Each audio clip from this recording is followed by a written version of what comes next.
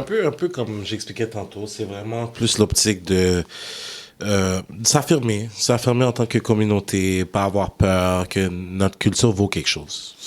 Notre culture vaut quelque chose. Fait que même dans tes, je sais pas moi, je donne un exemple, un vidéoclip où tu fais tes films, ça fait que tu essaies de se transmettre ta communauté en fin de compte. Tu sais, je peux te, tu sais, quand je fais maintenant je peux le dire quasiment, quand je fais ma filmographie, si on veut, mon premier projet c'était avec le Black Film Festival, tu comprends? Fait que j'avais fait partie de leur cohorte, leur programme, Fabienne Collard, ça a été le jumpstart de ce que je fais aujourd'hui.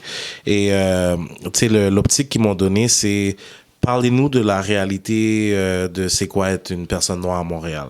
J'ai des collègues de classe, on suivait un programme quand même intensif à l'INIS, name it. Mes collègues de classe, c'est brutalité policière, c'est toutes ces affaires-là. Puis j'étais comme, I get it. Mais comme, moi, j'étais comme, non, ça me tente pas de rentrer dans cette mouvance-là parce que je trouve que on est vraiment plus dans, pas nécessairement, je vais pas dire que c'est de la victimisation, mais j'aurais voulu montrer quelque chose d'autre. Let's put it like that. So, moi, mon angle, ça a été de mettre 3 personnes noires, artistes, que je connais, j'avais des relations personnelles avec eux, qui ont dépassé le plafond de verre, qui ont travaillé avec des grosses institutions. Il y avait là-dedans, il y avait Kevin Calix, Johanna Chevalier, Nazca. Ça, c'est des gens qui ont des studios. Là, je vous montre des personnes noires en situation de pouvoir et je vous dis que c'est ça, être noir à Montréal. Fait que tu sais, c'est toujours une question de narrative. Après ça, un peu plus loin, j'ai fait une web-série par rapport à la communauté anglophone parce que, tu sais, eux autres, ils vivent un deuxième palier de discrimination qui est la langue. Tu comprends? Fait que moi, j'arrive d'un milieu francophone, j'ai jamais eu de problème à converser avec des Québécois, ça va. Mais à partir du moment où je dois traiter leur histoire, comment je vais le faire? Le mandat, c'était parlez-nous de votre réalité en tant qu'artiste anglophone à Montréal. Fait que je sais de quoi ils vont me parler. La loi 101, c'est vraiment plate. C'est ça qu'ils vont me dire, là, I get it, but non, moi j'ai pris ces gens-là, j'aurais dit, écoute, on va parler de ça, oui, mais j'aimerais ça faire un day in a life où est-ce qu'on te voit interagir, on voit qu'est-ce que tu fais, what you got going on, name it.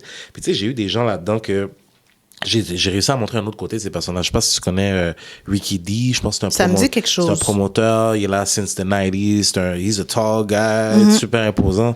Il me fait me se crier, là. Tu sais, il a pleuré on camera. On a montré un autre côté de sa personnalité qui est plus humaine. Tu sais. Je pense que c'est ça que c'est une des choses principales que je suis vraiment bon. C'est nous humaniser. Parce que dans le contenu qu'on voit dehors, comme tu sais, c'est soit on est X, c'est soit on est Z. Fait que moi, j'essaie de trouver le in-between. Tu comprends? Fait que c'est ça. C'est ça mon message. C'est juste fou parce qu'on fait tellement pas la même chose. Mais il y a beaucoup de choses qui résonnent. Puis en fait, ça vient avec mon pourquoi, là, vraiment. Fait que donner une voix, permettre aux gens de se voir et d'être vus différemment. C'est super, donc, ben c'est ça. Tu sais, la représentativité dans mon monde, c'est super important. Tu sais, comme moi, j'ai pas, il y a des complexes que j'ai pas, là, je me voyais pas, watatata, c'est pas mon histoire, ça. Mais c'est bien parce que tu mets le côté positif. Exact. Je vais le répéter, mais c'est pas juste le côté plate. C'est important, mais tu sais, c'est dans certaines choses j'y crois, tu sais, comme dans ce que tu fais. Tu sais, des fois moi j'ai eu de la chance. Tu sais, on parle de parcours depuis tout à l'heure. Moi, je dis toujours, genre, fais pas ce que j'ai fait. Parce que ça n'a pas rapport. Ça aurait pu vraiment mal tourner. J'ai pris une chance, tu comprends? J'ai des qualités, j'ai des attributs, je viens d'un background qui fait que j'étais certainement peut-être prédestiné à ces choses-là, mais c'est quand, tu sais, j'ai l'opportunité de dire aujourd'hui que je suis devenu la somme de mes expériences, mais il y a des gens qui se rendent pas jusque-là. Tu comprends?